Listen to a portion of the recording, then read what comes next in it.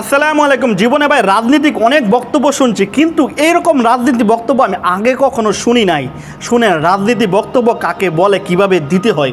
তবে ভিডিওটা সবাই বেশি বেশি শেয়ার করে দিয়া সকলকে দেখার সুযোগ করে দেন যে অরিজিনালত রাজনীতিক বক্তব্য কি হইতে পারে। দেখেন, যদি আওয়ামী লীগকে অপবাদ দিয়ে মিথ্যা মামলা দিচ্ছে, তাহলে আজকেও যদি মিথ্যা মামলা দাও, তা আওয়ামী লীগের দোষটা কোথায় আমাকে বলুন।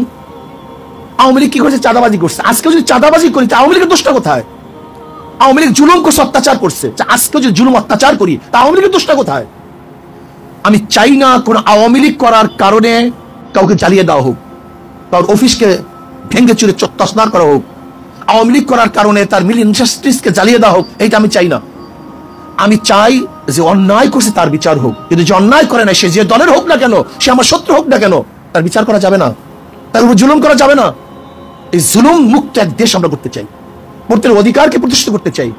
আমরা এখন জুলুম করতেছি, হাজারো মামলা হচ্ছে, নিরাপদ মানুষের বিরুদ্ধে মামলা হচ্ছে। তাই সে আওয়ামী লীগ করুক, সে নিরাপরাধ, সে ভালো, তার নামে মামলা দেবো কেন?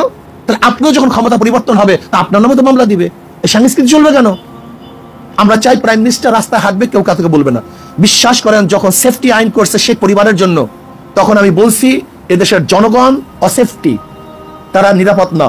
যদি তারা নিরাপদ হতো, তাহলে শেখ পরিবারের জন্য সেফটি আইন করার প্রয়োজন হইতো না। যেহেতু তারা জুলুম করবে, অত্যাচার করবে, এর জন্য শেখ পরিবারের জন্য সেফটি আইন করা হয়েছে। এই সেফটি আইনটি এনে আর দেখতে চাই না।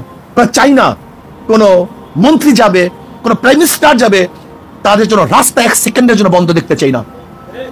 স্পেশালি একজন সাধারণ জনগণ যেইভাবে বরাদ্দ পাবে, সরকারি কর্মচারীরা তার চেয়ে কোনো বেশি বরাদ্দ পেতে পারবেন না। হযরত আবু বকর সিদ্দিক রাদিয়াল্লাহু আনহু খেলাফতে বসার পরে কাপড়ের গাঁটটি নিয়ে বাজারে যাইতেছিলেন। শোনেন, ইসলাম সম্পর্কে আমরা অনেকেই জানি না। ইসলামী ফোবিয়া আমাদেরকে পাগল করে ফেলছে, ব্রেনকে ধ্বংস করে ফেলছে। কাপড়ের গাঁটটি নিয়ে বাজারে যাইতেছেন। ওমর ইবনে খাত্তাব রাদিয়াল্লাহু বললেন, ভাই আবু বকর কোথায় যান? বলে, বাজারে যাই ব্যবসা করার জন্য। পেট চালাবো কিভাবে, খাবো কিভাবে? বলে, গোটা জাতির বোঝা আপনার কাঁধের উপরে, আর আপনি যান ব্যবসা করার জন্য। বলে, খাবো কি? বলে, ঠিক আছে, বাইতুল মাল থেকে আপনার জন্য কিছু ভাতা নির্ধারণ করি। একজন সাধারণ মানুষ চলার জন্য যেই ভাতার প্রয়োজন ছিল, ঠিক ওই পরিমাণে ভাতা নির্ধারণ করা হয়েছে, এ বেশি না। শুধু কি তাই, আবু বকর সিদ্দিক রাদিয়াল্লাহু ইন্তেকালের পূর্ব মুহূর্তে যেই পরিমাণে ভাতা রাষ্ট্রের থেকে নিয়েছিলেন, সমস্ত ভাতা আবার ফেরত দিয়েছিলেন। আর আজকে রাষ্ট্রের সম্পদকে কি মনে করি?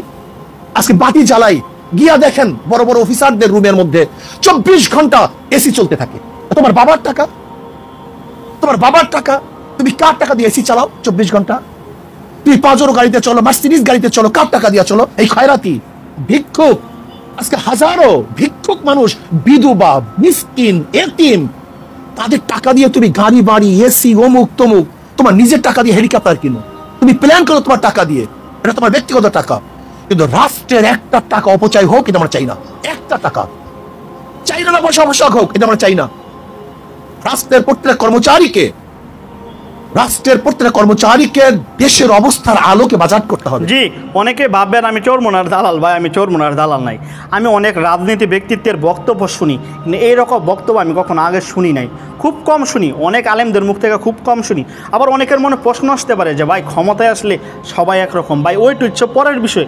কিন্তু এইরকম চিন্তা ভাবনা কিন্তু সবাই আনে না। ওনার মাথায় যে চিন্তাটা আনছে, মানে ওনার মাথায় যে চিন্তাটা সে করছে, এরকম চিন্তা কয়জনে করে, কয়জনে প্রকাশ করে। উনি প্রকাশ করছে বললেই আমার কাছে ভালো লাগছে, এই কারণে আপনাদের মধ্যে শেয়ার করছি। আপনাদেরও ইনশাল্লাহ ভালো লেগেছে। জি, ভিডিওটা বেশি বেশি শেয়ার করে দেন, পেজটি ফলো করে দেন। আসসালামু আলাইকুম রহমতুল্লাহি ওয়া বারাকাতুহু।